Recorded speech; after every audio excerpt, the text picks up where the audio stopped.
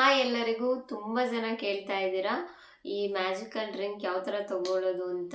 ಅದನ್ನು ನೀವು weight ಲಾಸಿಗೆ use ಮಾಡ್ತಿಲ್ಲ, ನಾನು ಹೆಲ್ತಿಗೋಸ್ಕರ ಯೂಸ್ ಮಾಡ್ಕೊಳ್ತಿದ್ದೀನಿ. ಅಂದರೆ ಏರ್ ಗ್ರೋತು, ಸ್ಕಿನ್ ಕೇರು, ತುಂಬ ಪಿಂಪಲ್ ಏನಾದ್ರು ಇದೆ, ಅಥವಾ ಹಾರ್ಮೋನಲ್ ಇಂಬ್ಯಾಲೆನ್ಸು, ಗ್ಯಾಸ್ಟ್ರಿಕ್ಕು, ಇಮ್ಯುನಿಟಿ ಬೂಸ್ಟ್ ಮಾಡ್ಕೊಳ್ಳೋಕ್ಕೆ ಇದು, ಅಥವಾ ಏರ್ ಗ್ರೋತ್ ಚೆನ್ನಾಗಾಗಲಿ ಅಂತ ತಗೊಳ್ತಿದ್ದೀರಾ ಅಂತ ಹೇಳಿದರೆ, ನೀವು ಬೆಳಗ್ಗೆ ಅಥವಾ ನೈಟು ಯಾವಾಗಲಾದರೂ ತಗೋಬೋದು. ಬೆಳಗ್ಗೆ ನೀವು ಫ್ರೆಶ್ ಅಪ್ ಎಲ್ಲ ಆದ ನಂತರ ಫಸ್ಟು ಒಂದು ಗ್ಲಾಸ್ ಬಿಸಿ ನೀರು ಕುಡೀರಿ. ಅದಾಗಿ ನೀವು ಒಂದು ಅರ್ಧ ಗಂಟೆ ಬಿಟ್ಟು ಈ ಮ್ಯಾಜಿಕಲ್ ಪೌಡರ್ನ ಬಿಸಿ ನೀರಿಗೆ 1 ಸ್ಪೂನಷ್ಟು ಹಾಕ್ಕೊಂಡು ಕಲಿಸ್ಬಿಟ್ಟು ಕುಡಿಬೋದು. ಇನ್ನು ನೀವು ನಿಮ್ಮ ಮನೇಲಿ ಮಕ್ಕಳಿಗೆ ಯಾರಿಗಾರು ಕೊಡ್ತಿದ್ದೀರಾ ಅಂದರೆ ಒಂದು 5 ಇಯರ್ಸ್ ಮೇಲೆ ಕೊಡಿ.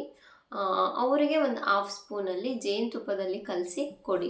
ಅಂದರೆ ಮಕ್ಕಳು ಹಾಗೆ ನೀರು ಕುಡಿಯೋಕ್ಕೆ ಇಷ್ಟಪಡಲ್ವಲ್ಲ, ಆ ರೀಸನ್ ಅಷ್ಟೇ. ತುಂಬ ಫ್ಲೇವರ್ ಕಹಿ ಅಥವಾ ಏನೂ ಇರಲ್ಲ, ನಿಮಗೆ ಗೊತ್ತಾಗಲ್ಲ, ಬಿಸಿ ನೀರು ಕುಡಿದಾಗೆ ಫೀಲ್ ಆಗುತ್ತೆ.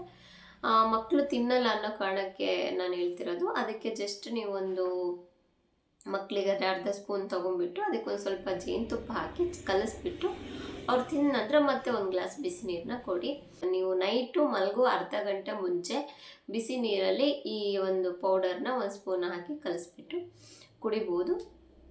ಹಾಗೆ ನೀವು ಮಕ್ಕಳಿಗೂ ಬೇಕಾದರೆ ನೈಟಲ್ಲೇ ಕೊಡ್ಬೋದು. ಅಂದರೆ ಅವ್ರಿಗೆ ಏನಾದ್ರು ತುಂಬ ಅಲರ್ಜಿ ಇದೆ, ಏನಾದರೂ ತುಂಬ ಇಮ್ಯುನಿಟಿ ಕಮ್ಮಿ ಇದೆ, ಶೀತ, ಕೆಮ್ಮು, ಜ್ವರ ಈ ಥರದ್ದೆಲ್ಲ ಬರ್ತಾನೆ ಇರುತ್ತೆ ಅಂತ ಹೇಳಿದರೆ, ಅಥವಾ ಅವರಿಗೆ ನೈಟ್ ಟೈಮಲ್ಲಿ ಮೂಗ್ ಬ್ಲಾಕ್ ಆಗೋದು ಪ್ರಾಬ್ಲಮ್ ಇದ್ದರೆ ನೀವು ನೈಟ್ ಟೈಮಲ್ಲಿ ಕೊಡ್ತಾ ಬನ್ನಿ. ಸೇಮ್ ಜೇನುತುಪ್ಪದಲ್ಲಿ ಅರ್ಧ ಸ್ಪೂನ್ ಹಾಕಿ ಕಲಿದು 6 ಮಂತ್ ಹತ್ತತ್ರ ಆಗೋತ್ತಿಗೆ ನಿಮಗೆ ಇದು ರಿಸಲ್ಟ್ ಗೊತ್ತಾಗ್ತಾ ಬರುತ್ತೆ.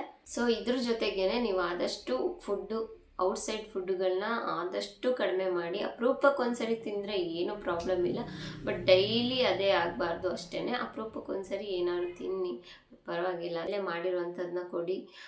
ಫ್ರೂಟ್ಸ್ ಎಲ್ಲ ಚೆನ್ನಾಗಿ ಕೊಡಿ, ವೆಜಿಟೇಬಲ್ ಫ್ರೂಟ್ಸು, ಸೊಪ್ಪು, ತರಕಾರಿಗಳನ್ನ ತುಂಬ ಚೆನ್ನಾಗಿ ಕೊಡ್ತಾ ಬನ್ನಿ. ಸ್ವಲ್ಪ ದಿನ ಅಷ್ಟೇ, ಹೋಗ್ತಾ ಅವ್ರಿಗೂ ಅಭ್ಯಾಸ ಆಗುತ್ತೆ. ಹಾಗೆ ನೀವು ಅಷ್ಟೇ ನಿಮ್ಮ ಡೈಲಿ ರುಟೀನಲ್ಲಿ ಮನೆ ಫುಡ್ನ ಚೆನ್ನಾಗಿ ತಿನ್ನಿ. ಔಟ್ಸೈಡ್ ಫುಡ್ಡು ಆದಷ್ಟು ಕಡಿಮೆ ಮಾಡಿ. ತಿನ್ನಲೇಬಾರ್ದು ಅಂತಲ್ಲ, ಆದಷ್ಟು ಕಡಿಮೆ ಮಾಡಿ. ಅಪರೂಪಕ್ಕೊಂದ್ಸರಿ ತಿನ್ನಿ, ಏನೂ ಪ್ರಾಬ್ಲಮ್ ಇಲ್ಲ. ಹಾಗೆ ವೆಯ್ಟ್ ಲಾಸ್ ಮಾಡೋರಿಗೆ ಗಂಜಿ ಯಾವ ಥರ ತೊಗೋಬೇಕು ಅಂತ ಹೇಳಿದ್ದೀನಿ. ನೈಟು ನೀವು 7:30, 8 o'clock ಒಳಗೆ ಈ ಗಂಜಿನ ಪ್ರಿಪೇರ್ ಮಾಡಿಬಿಟ್ಟು 2 ಸ್ಪೂನ್ ಅಷ್ಟೇ ಯೂಸ್ ಮಾಡೋಕ್ಕೆ ಪೌಡ್ರು. ಸೊ ಗಂಜಿ ಜೊತೆಗೆ ನೀವು ಚಿಕನ್ನು, ಮೀನು, ಮೊಟ್ಟೆ ಯಾವ ಥರನಾದರೂ ಸ್ವಲ್ಪ ಪ್ರೋಟೀನ್ ಆ್ಯಡ್ ಮಾಡ್ಕೊಂಡು ಕುಡೀರಿ. ಗಂಜಿ ಪೌಡ್ರ್ ಆದ ನಂತರ ಅಳಲೆಕಾಯಿ ಪೌಡ್ರ್ ಇರುತ್ತೆ. ಇದನ್ನು ಆಲ್ಮೋಸ್ಟ್ ಎಲ್ಲರೂ 1 ಸ್ಪೂನ್ ಅಷ್ಟು ತೊಗೋಬೋದು. ನೀವು ಬೇಕಾದರೆ ಈಗ ಹೊಸ್ದಾಗಿ ತೊಗೊಳ್ತಿದ್ದೀನಿ ಅಂತ ಹೇಳಿದರೆ ನೀವು ಇದನ್ನು ಅರ್ಧ ಸ್ಪೂನಿಂದ ಸ್ಟಾರ್ಟ್ ಮಾಡಿ 1 ಸ್ಪೂನ್ ತೊಗೋಬೋದು. ಹೊಟ್ಟೆನ ಕ್ಲೀನ್ ಮಾಡುತ್ತೆ. ಅಂದರೆ ನೀವೇನಾದರೂ ತುಂಬ ಜಂಕ್ ತಿಂದು ತುಂಬ ವರ್ಷಗಳಿಂದ ತುಂಬ ಜಂಕ್ ಇದೆ, ಡಿಟಾಕ್ಸ್ ಮಾಡಬೇಕು ಬಾಡಿನ ಅಂತ ಹೇಳಿದರೆ ಈ ಪೌಡರ್ನ 1 ಸ್ಪೂನ್ ಹಾಕಿ ರಾತ್ರಿ ಕಲಿಸ್ಬಿಟ್ಟು ಕುಡಿದ್ರೆ ಬೆಳಗ್ಗೆ ನಿಮಗೆ ನೀಟಾಗಿ ಮೋಷನ್ ಪಾಸ್ ಆಗುತ್ತೆ. ಪೂರ್ತಿಯಾಗಿ ನಿಮ್ಮ ಹೊಟ್ಟೆನ ಕ್ಲೀನ್ ಮಾಡುತ್ತೆ ಇದು. ಸೊ 8 ಡೇಸ್ ನೀವು ಕಂಟಿನ್ಯೂ ಆಗಿ ಪೌಡ್ರುಗಳು ಹೇಳ್ತಿದ್ದೀನಿ. ನೀವು ಇವಾಗ ಸ್ಟಾರ್ಟ್ ಮಾಡ್ತಿದ್ದೀರಾ ಅನ್ನುವಾಗ 30 ಡೇಸ್ ನೀವು ಕಂಟಿನ್ಯೂ ಆಗಿ ತಗೊಳ್ಳಿ. ಅದಾದಮೇಲೆ ಏನು ಮಾಡಿ ಅಂತ ಹೇಳಿದರೆ, ನೀವೊಂದು 30 ಡೇಸ್ ಆದಮೇಲೆ 1 ವಾರ ಗ್ಯಾಪ್ ಕೊಡಿ. 1 ವಾರದ ನಂತರ ಮತ್ತೆ ಕಂಟಿನ್ಯೂ ಮಾಡಿಬಿಟ್ಟು ವಾರದಲ್ಲಿ ನೀವು 1 ದಿನ ಇದನ್ನು ಬಿಟ್ಬಿಡಿ. ಅಂದರೆ ನೀವು 1 ದಿನ ಯಾವುದಾದ್ರೂ 1 ದಿನ ಫಿಕ್ಸ್ ಮಾಡ್ಕೊಳ್ಳಿ. ಸಂಡೇ ಬೇಡ ಅಥವಾ ಸ್ಯಾಟರ್ಡೆ ಬೇಡ, ಈ ಥರ ಯಾವುದಾದ್ರೂ 1 ದಿನ ಸ್ಕಿಪ್ ಮಾಡಿ. 7 ಡೇಸಲ್ಲಿ 6 ಡೇಸ್ ತಗೊಳ್ಳಿ, 1 ದಿನ ಬೇಡ.